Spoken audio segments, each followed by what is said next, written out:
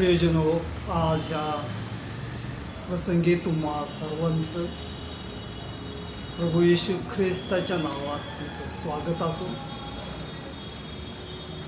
आज परमेश्वर देवाने, जिवंत देवाने आपल्याला हा एक सुंदरसा आणि चांगला दिवस हा तुमच्या आणि माझ्या आयुष्याला जोडलेला आहे. आज जे तुम्ही जिवंत आहात ते तुम्ही आज भाग्यशाली लोक आहात, कारण देवाची दया, देवाची कृपा आमच्यावर विपुल झालेली आहे. आम्ही भ्रष्ट झालो नाही, आम्ही भस्म झालो नाही, कारण ही देवाची दया दररोज नवीन सकाळी होते आणि देवाची दया रोज आणि रोज आमच्यावर सकाळी होत आहे. रोज आणि रोज तो आम्हाला त्याच्या पवित्र स्थानामध्ये ध्यान करण्यासाठी, त्याचं वचन ऐकण्यासाठी, त्याच्यावर विचार आणि मनन करण्यासाठी त्याने तुम्हाला आणि मला जिवंत ठेवलं, म्हणून त्याचे उपकार मान. परमेश्वर हा इतका दयाळू आणि इतका कृपाळू आहे की आजच्या जगाच्या परिस्थितीकडे जर आम्ही लक्ष दिलं तर जगाची परिस्थिती ही अति भयंकर आणि कठीण आहे. कारण प्रभू येशू ख्रिस्ताने सांगितल्याप्रमाणे देवाच्या आत्म्याने प्रेरित झालेल्या त्यांच्या संदेशकांनी, त्यांच्या उपदेशकांनी, त्यांच्या प्रेषितांनी, खुद्द प्रभू येशू ख्रिस्ताने आम्हाला इशारा दिलेला आहे की ह्या अंत समयामध्ये आपण राहत असताना लोकांची स्थिती ही कशी असेल. आज प्रत्येक ठिकाणी, प्रत्येक जिल्ह्यामध्ये, प्रत्येक वाडीतोडीमध्ये, प्रत्येक ठिकाणी हा भ्रष्टाचार, अत्याचार, गुंडगिरी, दादागिरी याचं प्रस्त आम्हाला सर्वत्र पाहावयास मिळतं. असं ह्या भूतलावर असं एकही ठिकाण नाही की त्या ठिकाणी पापाचा शिरकाव झाला नाही, असं एकही ठिकाण आम्हाला शोधून सापडायचं नाही. मग अशा ह्या भ्रष्ट समाजामध्ये आम्ही राहत असताना परमेश्वराने तुमच्यावर दया केलेली आहे. म्हणून पुष्कळ वर्षापूर्वी जिवंत देवाचे हे वचन आहे की स्तोत्र करतात. तो म्हणतो, आजची जगाची परिस्थिती, स्तोत्रासाठी याचा 14वा अध्याय जर आपण उघडला तर त्या ठिकाणी स्पष्ट रीतीने म्हटलेलं आहे की मूळ आपल्या मनात कोणतो देव नाही, लोक दुष्ट व अमंगळ कर्म करतात, सत्कर्म करणारा कोणी नाही. दुसऱ्या वचनामध्ये म्हटलेलं आहे की कोणी समंजस आहे की काय, कोणी देवभक्त आहे की काय, हे पाहण्यासाठी परमेश्वराने स्वर्गातून मानवाकडे अवलोकन केले. ते सर्व मार्ग भ्रष्ट झाले आहे, एकूण एक बिघडले आहे, सत्कर्म करणारा कोण नाही, एकही नाही. दुष्कर्म करणारे अगदी ज्ञान शून्य आहे. काय ते भाकरीप्रमाणे माझ्या लोकांस खातात, परमेश्वराचं नाव घेत नाहीत. पाहते अतिशय भयभीत झाले आहेत, कारण देव नीतिमान लोकांच्या वस्ती करतो. दिनांच्या मसलतीची तुम्ही अवहेलना करू पाहता, पण त्याचा आश्रय परमेश्वर आहे. आणि देव करो आणि सियोनातून इस्रायलाचा उद्धार हो. परमेश्वर आपल्या लोकांचे दास्य उलटवी, तेव्हा याकोब उल्हासेल, इस्रायल हर्षपा. आणि म्हणून या ठिकाणी देवाचं वचन आम्हाला पाहायला मिळतं की ते परमेश्वराचे नाव घेत नाही. आजची आमच्या ह्या परिसरामध्ये, आमच्या ह्या गावामध्ये आज अशी परिस्थिती आहे की लोक हे नुसता पैसा पैसा पैसा करतात. पुष्कळशा लोकांनी इतकी संपत्ती साठवलेली आहे की त्यांना त्यांचा उपयोग कसा करावा ते त्यांना कळत नाही. ते स्वतःसाठीही त्याचा उपयोग करत नाहीत किंवा दुसऱ्यासाठीही त्याचा ते उपयोग करू इच्छित नाहीत. आणि ह्या शेवटच्या दिवसामध्ये, शेवटच्या काळामध्ये आपण आपलं जीवन जगत असताना पुष्कळ वर्षापूर्वी देवाचा एक महान प्रेषित पाऊल की एका उपदेशकाला, एका बाळकाला त्याने असं सांगून ठेवलेलं आहे की तिमोथेला दुसरे पत्र याचा 3रा अध्याय याचे काही वचनं जर आपण वाचले तर त्या ठिकाणी असं म्हटलेलं आहे की शेवटल्या काळी कठीण दिवस येतील हे समजून घे, कारण माणसे स्वार्थी, धनलोभी, बडाईखोर, गर्विष्ठ, निंदक, आईबापास न मानणारी, उपकार न स्मरणारी, अपवित्र, ममताहीन, शांतता द्वेषी, चहाडखोर, असंयमी, क्रूर, चांगल्याबद्दल प्रेम न बाळगणारी, विश्वासघातकी, गूढ, गर्वाने फुगलेली, देवावर प्रेम करण्याऐवजी सुख विलासाची आवड धरणारी, सुभक्तीचे केवळ बाह्य रूप दाखवून तिचे सामर्थ्य नाकारणारे असे ती होती. आणि अशा ह्या जगामध्ये आम्ही राहत असताना आणि हे वचन आम्ही ऐकत असताना, वाचत असताना आम्ही हताश आणि निराश होतो.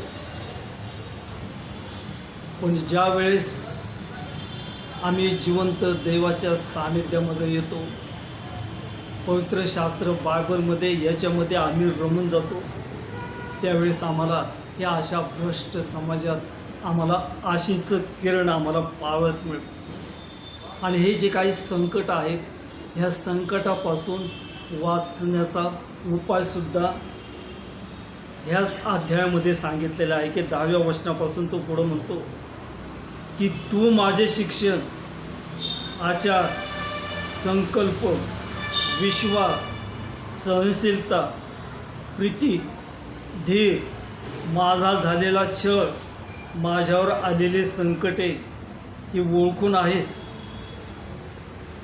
आणि 12व्या वचनामध्ये असं म्हटलेलं आहे की ख्रिस्त येशूमध्ये सुभक्तीने आयुष्यक्रम करावयास जे पाहतात त्या सर्वांचा छळ होईल. या वचनाकडे विशेष रीतीने तुम्ही लक्ष द्या. ज्या वेळेस आम्ही सुभक्तिमय जीवन जगण्याचा आम्ही प्रयत्न करतो, जिवंत देवाची ज्यावेळेस आम्ही प्रार्थना आणि उपासना करतो, त्याची स्तुती, त्याची भक्ती, त्याची आराधना करतो, त्यावेळेस शास्त्र आम्हाला असं सांगते की घरचेच लोक त्यांचे विरोधक होते. आणि सर्व भक्ती आराधना करत असताना लोक तुम्हाला नाव ठेवत आहेत, पण आम्हाला हताश आणि निराश हे व्हायचं नाही. मनुष्य कर्तव्य काय ते एवढंच आहे की आम्ही परमेश्वराचं भय धरावं. आणि ह्या अशा समाजामध्ये, अशा परिस्थितीमध्ये आपण राहत असताना हे ठिकाणी तिमोथेला 3रे पत्र याचा 15व्या अध्यायामध्ये पवित्र शास्त्र किंवा होली बायबल ज्याला म्हटलेलं आहे की त्या पवित्र शास्त्राची तुम्हाला माहीत आहे, तुम्हाला ठाऊक आहे, ते ख्रिस्त येशूमध्ये विश्वासाच्या द्वारे तुला तारण्यासाठी ज्ञानी कराव्यास समर्थ आहे. कारण प्रत्येक परमेश्वर प्रेरित शास्त्रलेख, सद्बोध, दोष दाखविणे, सुधारणूक, नीती शिक्षण ह्याविषयी उपयोगी आहे, ह्यासाठी की देवाचा भक्त पूर्ण होऊन प्रत्येक चांगल्या कामासाठी सज्ज असावा. जे तुम्हाला लहानपणापासून जे पवित्र शास्त्राची माहिती आहे, त्या माहितीपासून दूर जाऊ नका. प्रभू येशू ख्रिस्ताने म्हटलेलं आहे की मरेपर्यंत तू विश्वासू राहा, म्हणजे तुला जीवनाचा बोगुटे प्राप्त होईल. कालच्या घटना जर आपण बघितल्या, आम्ही वर्तमानपत्र वाचले, टी व्हीवरच्या बातम्या ऐकल्या, आमच्या मोबाईलमध्ये जे काही मोबाईलवरच्या ज्या काही बातम्या आहेत त्या आम्ही ऐकल्या, वाचल्या की ती परिस्थिती अशी आहे की पुष्कळशा ठिकाणी लोक एकमेकावर ते हल्ले करत आहेत. दिवसा ढवळ्या ते हल्ले करत आहेत. काल एक बातमी व्हिडिओवर मी ती ऐकली की चालत्या बसमध्ये 50-60 लोकांच्या समोर एका तरुणाने एका तरुणाचा जो कोयता आहे त्या कोयत्याने वार केले. आणि कालचीच घटना एक आहे की ते आपल्या महाराष्ट्रामध्ये एका विश्वासणारा तरुण, त्याच्यावर जीव घेणा हल्ला झाला. त्याचे कुटुंबीय, त्याच्या घरातले जे कोणी असतील ते अशा गुंडांनी त्यांना सोडलं नाही. पण जे तुम्हावर जे हल्ले होत आहेत, झालेले आहेत, जर तुम्ही जिवंत देवावर जर विश्वास ठेवलेला आहे तर जखम कोणती असू दे, ती जखम देवबाप तो बरी करणारा आहे. त्याला मलमपट्टी लावणारा तो आहे. कारण त्या प्रभू येशू ख्रिस्ताने 2000 वर्षापूर्वी संपूर्ण जगासाठी त्याने तुमच्यासाठी आणि माझ्यासाठी त्याने फटके सहन केले. कारण त्या बसलेल्या फटक्याने आम्हास आरोग्य प्राप्त झाले. आणि ह्या ज्या काही गोष्टी घडत आहेत की आम्ही पाहत आहोत की प्रभू येशू ख्रिस्ताने म्हटलेलं आहे की ह्या शेवटच्या दिवसामध्ये जागोजागी दुष्काळ पडेल. लढाईविषयी तुम्ही ऐकाल, जागोजागी लढाई होतील, दंगे होतील आणि प्रत्यक्ष होत आहे. आणि जी भविष्याची परिपूर्तता आहे ती प्रभू येशू ख्रिस्तामध्ये ती पूर्ण होत आहे. आणि हे जे काही लक्षणं आहेत, हे लक्षणं प्रभू येशू ख्रिस्ताचं येणं हे अगदी जवळ आलेलं आहे. आणि म्हणून आम्हाला इशारा देण्यात आलेला आहे. आम्हाला भीती घालवण्यात आलेली नाही. कारण देवाच्या ज्या काही आज्ञा आहेत, देवाच्या आज्ञा ह्या भीतीयुक्त नाहीत. देवाच्या आज्ञा ह्या तुम्हाला आणि मला सहज त्या पाळता येण्यासारख्या आहेत. देवाचं वचन हे भयभीत नाही, तर देवाचं वचन या ठिकाणी म्हटलेलं आहे की प्रत्येक ईश्वर प्रेरित शास्त्रलेख म्हणजे देवाचं वचन हे आम्हाला सद्बोध आहे, दोष दाखवणं आहे, सुधारणूक आहे, धार्मिक शिक्षण आहे. यासाठी की देवाचा भक्त परिपूर्ण होऊन प्रत्येक चांगल्या कामासाठी सज्ज व्हावं. आणि आम्हाला देवाच्या वचनानं आम्हाला सावध केलेलं आहे. आणि म्हणून ह्या दिवसामध्ये आम्हाला सावधगिरी बाळगायची आहे. आमची दृष्टी आम्हाला त्या प्रभू येशू ख्रिस्ताकडे लावायचे आहे. आमच्यावर अनेक दुःखाचे प्रसंग येतील, पण प्रभू येशू ख्रिस्त म्हणतो की तुमचे हे दुःखाचे प्रसंग, संकटाचे प्रसंग, हे संकट तुमच्यापासून निघून जातील. तुमचे दुःखाचे दिवस हे आनंदात बदलतील.